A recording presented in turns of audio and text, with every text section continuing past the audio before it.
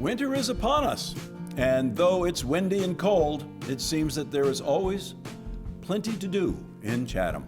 Welcome to Chatham Today. I'm Huntley Harrison, together with Richard Garvin, to bring you another installment of Chatham Today, the show that brings you up to date with the events and activities in the town of Chatham. In this show, we'll provide you with all of the information you need to take advantage of what Chatham has to offer during the month of February. Also, we have a special guest with us today, Tracy Shields. She is one of the prime movers in the Chatham 365 Task Force. Tracy will join us at the end of the show, so please stay tuned as we bring you the events and activities in the town of Chatham for February 2020. As we always do, we will start off with the Council on Aging. There will be a free blood pressure clinic on Thursdays from 10:30 to 11:30. Transportation is available. Call the COA for more information. Monday, February 10th at high noon. Saddle up for an old-fashioned country valentine at the Chatham COA Lunch and Show, featuring musical entertainment by country-flavored band. The band plays traditional country music and a mix of popular and folk tunes. The band's collective experience spans decades, and they most recently performed at the Cushnet COA. The band plays ballads and classic tunes by George Jones, Merle Haggard, Waylon Jennings, Marty Robbins, Hank Williams, and other country artists. They also cover tunes made famous by the Mavericks, Wayne Hancock, and Bruce Springsteen. Come for lunch and stay for the show. Tickets are $9 and reservations are required. Transportation is available. Don't miss the fun, partner. Call the COA today. On Monday, February 24th at 1, there will be a free presentation at the COA, Identifying and Avoiding Financial Scams, featuring guest speakers Taryn Wilson, Director of Fraud Protection at the Cape Cod 5, and Chris St. Aubin, Director of Information Security, also from the Cape Cod 5. These experts will be here to help you navigate the ever-changing world of cyber banking and explain how you can recognize and avoid financial scams that are directed toward older adults. Learn how to protect yourself and enjoy the online banking process safely and securely. Join them beforehand for lunch. Reservations are required for either the luncheon or the presentation, or both tickets.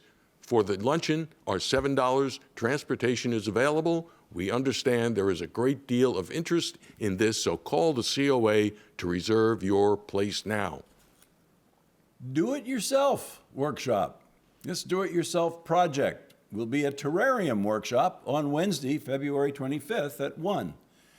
Come join in and look forward to spring with a little greenery. They will be creating small terrariums just right for your shelf or side table using a variety of materials. No experience is necessary, just bring your creativity. Please contribute $4 toward the cost of materials, which will be supplied by the COA.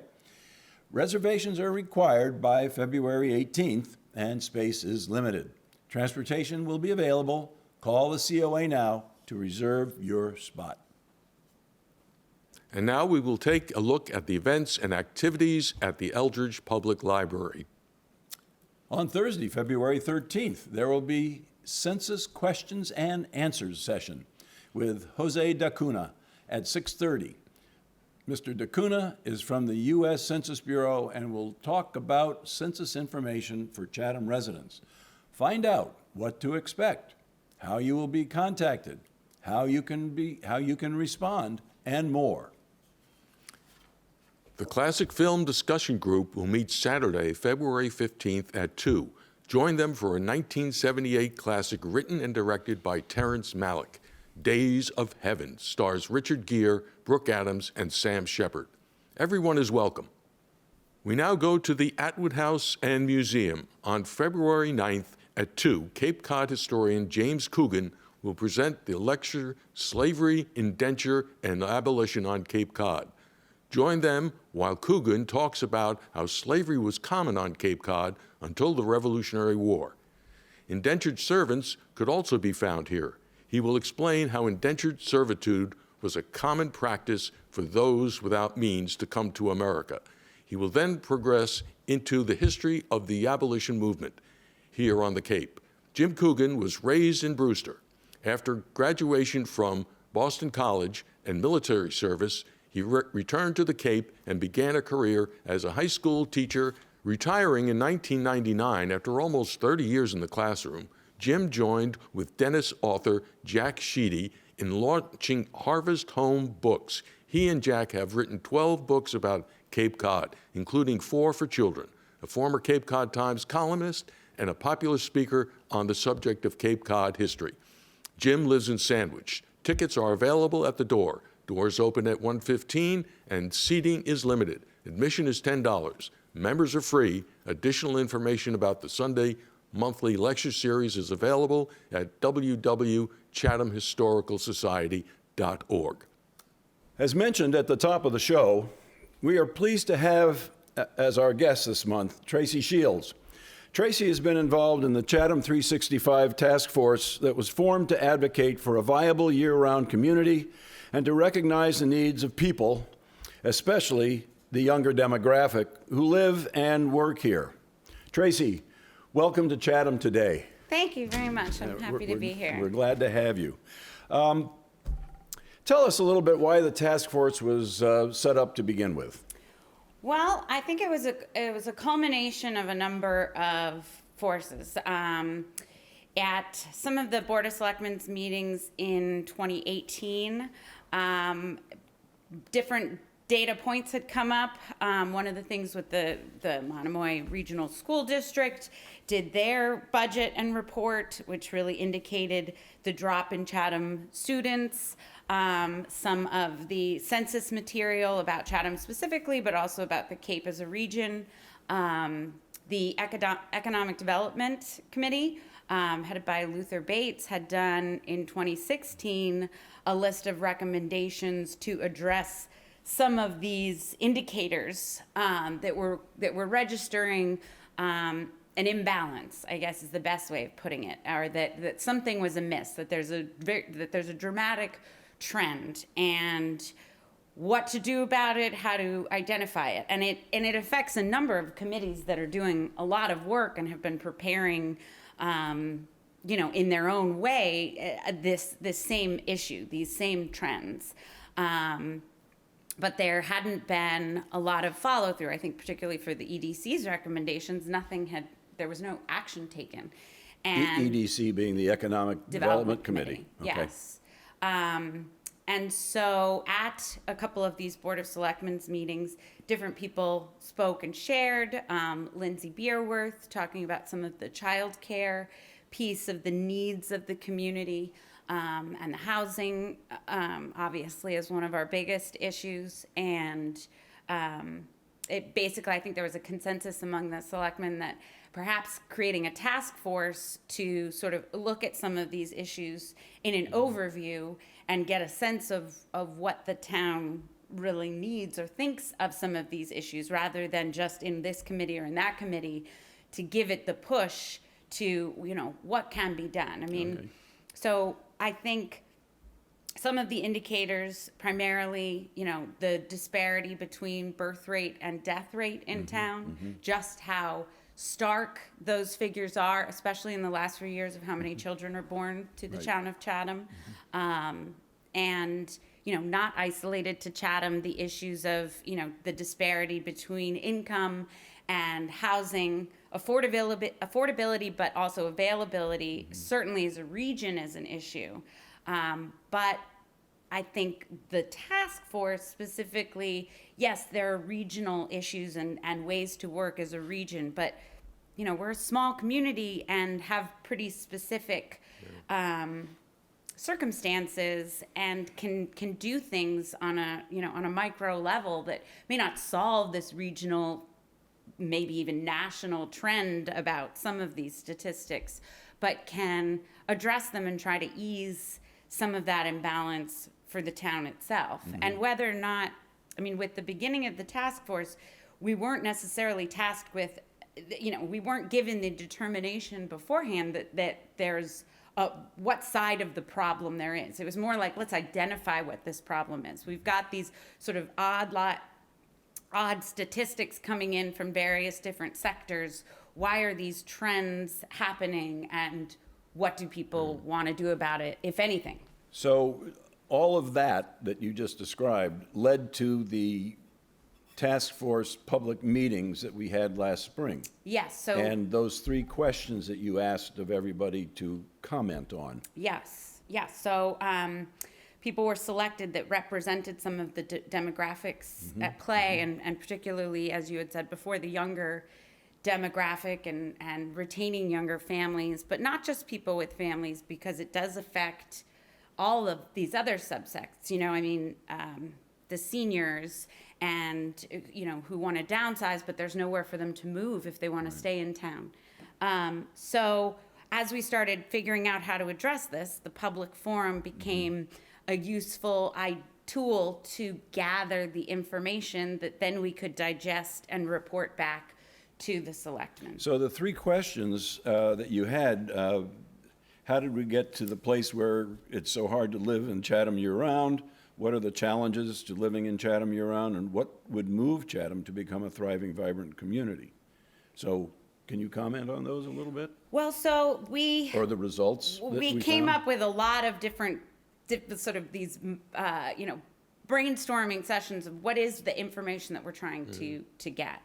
And these sort of seem like the best way to understand how and what and why of what we're trying to address, and not assume within the question somebody's feeling on either side, because it was, all of us were really dedicated to the idea that it's not about villainizing one group in town versus another, that it's about balance, and I am sort of think of it in terms of like biology, like the strength of an ecosystem is proportional to its diversity. And so for the longevity of the community, continuing trends of imbalance threaten the stability. We need to have an economically diverse pool of resources. We need to have, a demographic that's diverse to a certain extent to create a sustainable community, but also hear from the people, like, why, that we don't just want to tell people that we want age diversity in town. We want to hear from people about how they feel about that. Right. So those meetings led the task force to create those 4 common, what you felt were the common areas of focus for you, and that would be economic empowerment, dynamic zoning, community buoyancy, and civic vibrancy. Yes. So let's talk about the kind of quickly about each one and highlight, for example, economic empowerment. Yeah. So the public forums were awesome, and we had a great turnout, and we had all this data, like all this feedback from the forums themselves, from email correspondence. And so we had all these sort of suggestions, comments, and we needed to find a way to make that, digestible to a larger group. So we've sort of started categorizing them into groups, and found, these fit together, these fit together, and these fit together. And then these sort of titles of the subgroups came about. And economic empowerment really sort of was the umbrella for things that obviously have to do with, with money, with wage, and that kind of thing. But it's about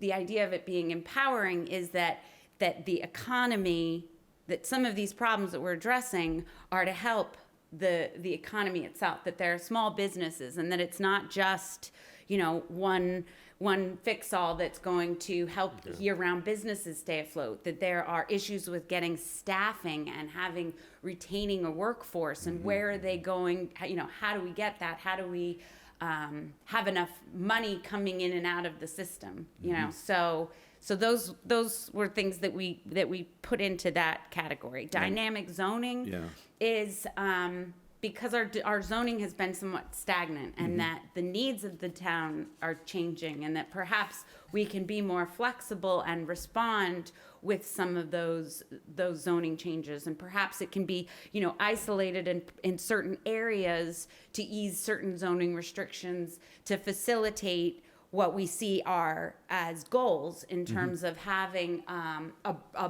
broader assortment of housing options. I see. Okay. All right. Community buoyancy Yep. is really more about lifting each other up. That it's that the issues with Chatham aren't just about not wanting more people year round, but why? What is it that we want to preserve? Chatham is really great at preservation when it comes to the land and to physical structures and stuff like that.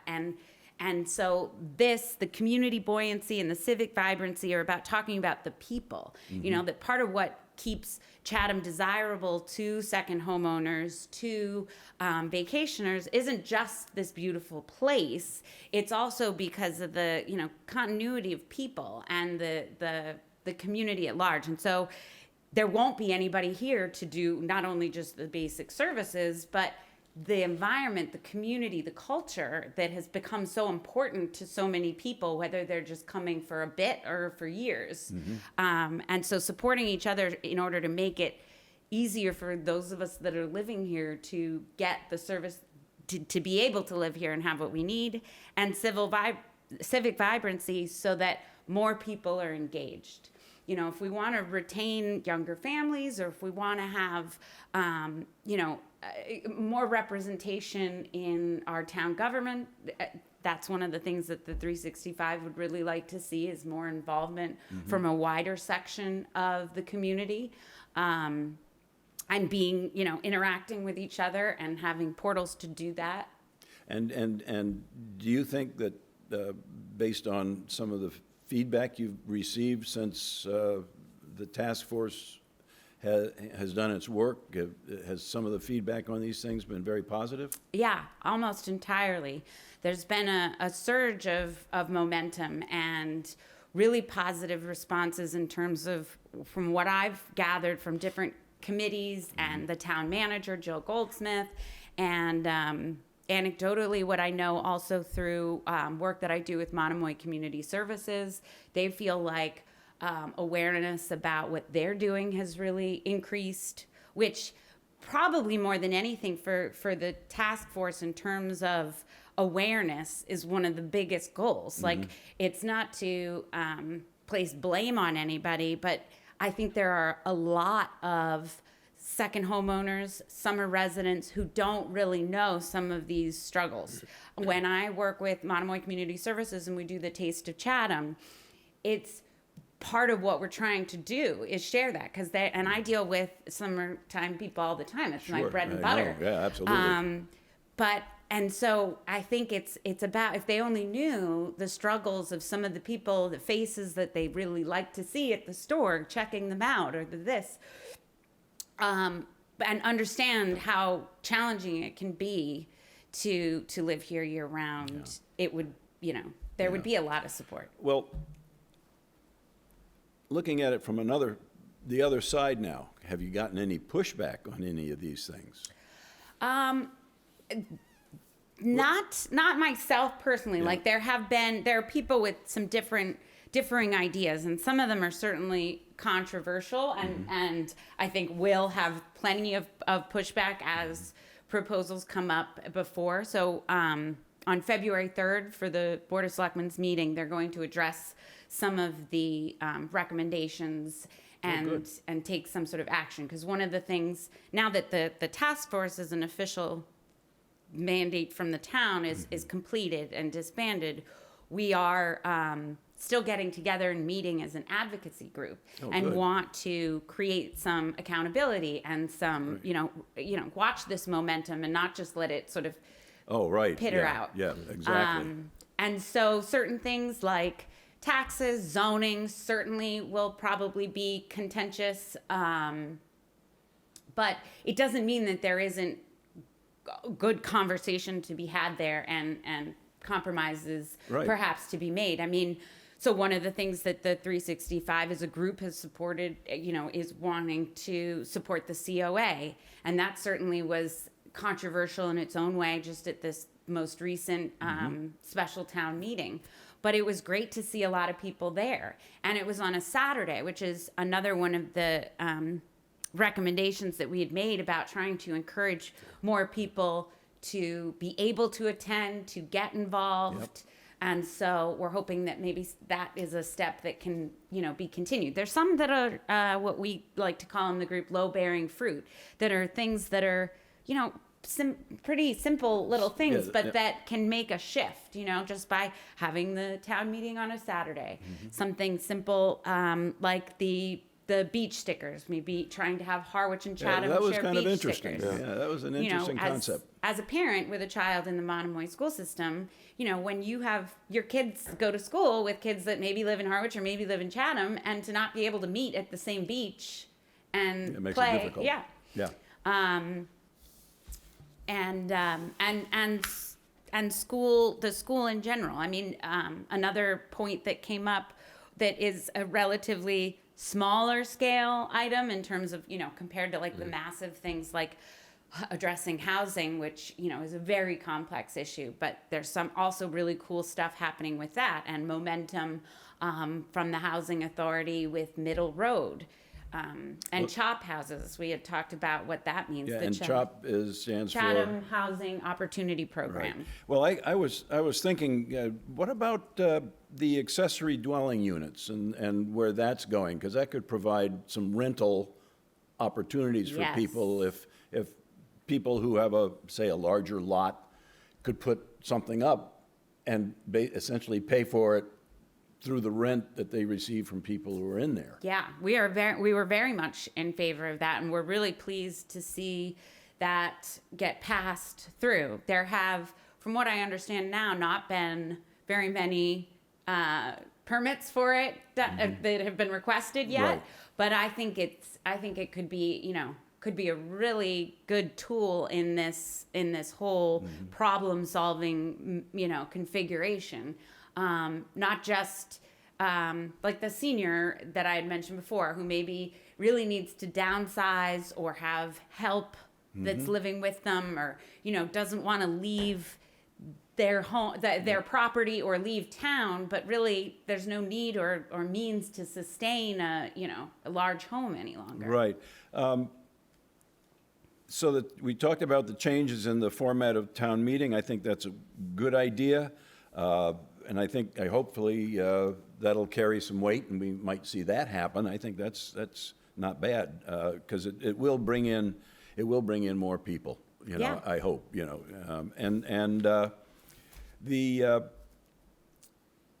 I know that the task force. You said earlier that the task force has been disbanded, but now an advocacy group that will continue the work and push forward with some of these ideas as they develop in the town. Yes, yeah, and not so much as to take, positions or be trying to lobby or anything like that, but we all really enjoyed working together and completed our task as far as it is for the town. And so this way we're freed up to not operate under some of the constraints of an official town, group in that, open meeting laws or seeking out, additional help. We actually set up a email address, which is 365chatham@gmail.com, because we really want to have people get in touch with us so that we can help organize. Like, we really would like to see more people get involved with, at the zoning board, at some of these committees where decisions get made that really affect some of us small business people or property owners, but that, very few people really know what happens there. So we want to try and make those connections and share the great things that are happening, that it's not just all about what is Chatham not doing. There's a lot that Chatham is doing, and there's stuff that will be coming up with the Housing Authority. And how do we get that information out to people? How do we find out what they really need in terms of rentals versus home ownership? and knowing what sorts of services are there, and the child care voucher program, which has gotten great support, and Jill Goldsmith has raised each of these last 3 years the amount going to that, which now Monomoy Community Services submitted the RFP for that, and so they administer it, and the response has been huge. They have a huge demand, so even more can be done. But letting people know where to get access to some of these, community connectivity questions is what we want. Well, as a citizen of Chatham, how can I or others perhaps get involved and help out? I mean, I know there's going to be a Board of Selectmen meeting that you talked about on the February 3rd. Yes. That probably people who are very interested should go. Yeah. We'd but like people that aren't even necessarily very identify interested, as very interested Just yet interested. to come, Just because anybody. it's showing up is half the battle. Is Right. coming to some of these meetings, but in a big way, we want people to volunteer for some of the committees. There are a lot of different committees that the selectmen oversee, and there are vacancies on a lot of them. And you can, choose whatever interest or cause is most dear to you. And is there a website that they can find these? Yes, And on what would that be? It's the Chatham Town website. Okay. I'm not sure exactly which banner it's under, but I know the Board of Selectmen have posted it a few times. Okay, so they can find it there. Yeah, and definitely emailing us as a group, because we'd love to try and help connect people to those opportunities. Yeah. And what was your email again? It's 365chatham@gmail.com. Did you all hear that? 365 Chatham Yes. at gmail.com. Yes. And don't forget, sign up for some of these committees. Very important. It's the future of Chatham. It's the future of our young people. It's the future of housing and how we go forward with all that. So it's extremely important that we all kind of share in this and move forward. Tracy, this has been extremely informative, and we thank you for your efforts and time with the task force, and we wish you best of luck with the advocacy group going forward. Thank you for being with us Yes, here it's been today on Chatham a real Today. education for me. I was listening, and you know your stuff cold. Yeah, well, thank you very much. We're an excited group. We're passionate about Chatham. We love being here, and we want everybody to feel part of it. Yeah, and something I didn't mention at the beginning is that Tracy is the person who runs that delightful eatery over at the airport, Hangar B. So stop in and Get say a little hello. plug in there. I know.